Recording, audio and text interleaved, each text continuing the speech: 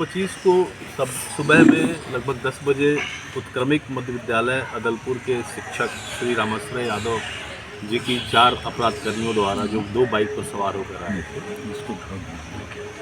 उनकी निर्मम तरीके से गोली मारकर हत्या कर दी गई थी। संबंधित घटना को लेके कुशेश्वर नाथ जो है कुशेश्वर स्थान थाना कांड संख्या 21/25 मर्डर की धाराओं में दर्ज किया गया था। जो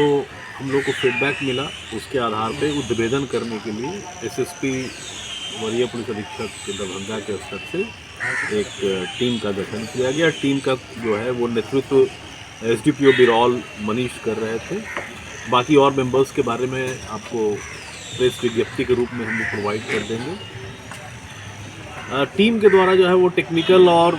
मैनुअली दोनों तरह के एविडेंसेस को कलेक्ट करने के लिए लगातार छापामारी की जा रही थी। उसी क्रम में जो सीसीटीवी फुटेज था वो एक इम्पॉर्टेंट पहलू होता है, तो सीसीटीवी फुटेज को ट्रैक किया गया। जो भी फॉरवर्ड एंड बैकवर्ड डायरेक्शन में जो उसके मूवमेंट्स थे, जो संदिग्ध बाइकर्स को हम लोगों ने चिन्हित किया था और बाद में उसको मतलब हम लोगों ने पहचान भी कराया था, तो उसके आलोक में धीरे धीरे जब बैक ट्रैकिंग करके सीसीटीवी फुटेज देखते हुए हमारी टीम के लोग जो है वो बलुआहा चौक होते हुए राजनपुर चौक के आसपास पहुंच गए, जो कि फाइनली सहरसा क्षेत्र में जो सीसीटीवी में कैप्चर हो रहा था, उस तरह का एक्टिविटी का आदमी जो हम लोग के यहाँ इस घटना में कैप्चर हुआ था। उसी के आधार पे वहाँ पर मैनुअल भी कुछ सहयोग लिया गया और टीम के द्वारा, और उसी क्रम में लगातार निगरानी रखी जाने लगी। और उसका जो प्रोफाइल दिख रहा था फुटेज में, उसके आधार पे जब वहाँ से पूछताछ किया गया तो पता चला कि उक्त व्यक्ति जो है मुकेश यादव पिता बिंदेश्वरी यादव नाम का है, जो कि पूर्व अपराधी है और इधर हाल के दिनों में जेल से छूट कर आया है और ऐसे अपराध वो पहले भी करता रहा है। इस सूचना के आलोक में लगातार जो है वो कई चौक चौराहों और संबंधित जो संभावित ठिकाने थे वहाँ पर लगातार निगरानी रखी गई, छापामारी की गई। और उसी क्रम में जो है वो इस थाना क्षेत्र में ही फिर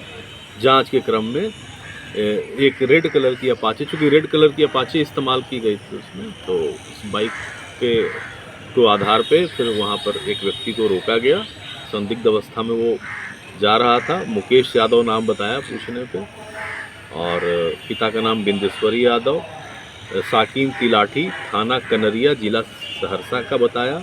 पूछताछ करने पर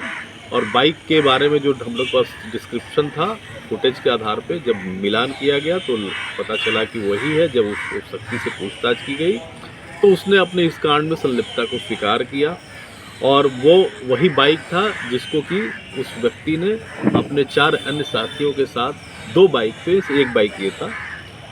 घटना कारित किया गया था उसके द्वारा। उस व्यक्ति जो पकड़ा गया मुकेश के उसके शिनाख्त पे जो हथियार इस्तेमाल किया गया था इस घटना में उसको भी जब्त कर लिया गया, क्योंकि उसने घटना के बाद जाने के क्रम में उसने कहीं छिपा रखा था और उस हथियार की बरामदगी कर ली गई है।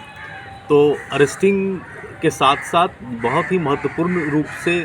जो टीम का गठन किया गया था उसके द्वारा जो काफ़ी साइंटिफिक एंड टेक्निकली बहुत ही वायबल एविडेंस माना जाता है कि बाइक जिसका इस्तेमाल घटना में किया गया था एवं जो हथियार जिससे गोली चलाई गई वो दोनों बरामद किया गया है और उसको एग्जिबिट हमने किया है और उसकी फॉरेंसिक जांच वगैरह के लिए टीम को हम लोगों ने कॉल किया है। उसकी जांच कराई जाएगी और हम लोग कोशिश करेंगे कि बाकी एविडेंसेस जो आ रहे हैं इसमें उसके अलावे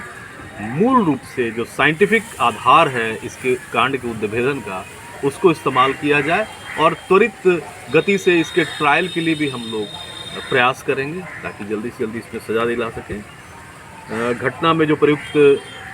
बिना नंबर का लाल अपाचे मोटरसाइकिल है उसकी बरामदगी हुई है। जो देसी कट्टा इस्तेमाल किया गया था उसकी बरामदगी हुई है।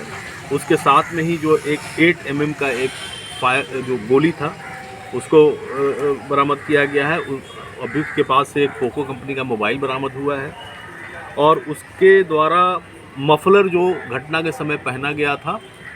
उसको भी बरामद कर लिया गया। इन सारे एग्जिबिट्स की जांच फोरेंसिक एक्सपर्ट्स के द्वारा कराई जा रही है और बहुत जल्द हम लोग जो है इसके अलग कॉन्स्पिरेसी के एंगल पे भी जो हम लोग को मिला है सूचना, क्योंकि जो घटना कारित करने में जो 4 अभियुक्त हैं वो उनकी पहचान तो कर ली गई जिसमें एक की गिरफ्तारी हो गई। बाकी जो कॉन्स्पिरेसी किया गया है जिन लोगों के द्वारा, उनके संबंध में भी हमारे पास एविडेंसेस है। कुछ और एविडेंसेस की तलाश हम लोग कर रहे हैं, तब फिर जाके हम लोग बाकी अन्य कॉन्स्पिरेटर्स को भी अरेस्ट करेंगे। घटना का कारण क्या?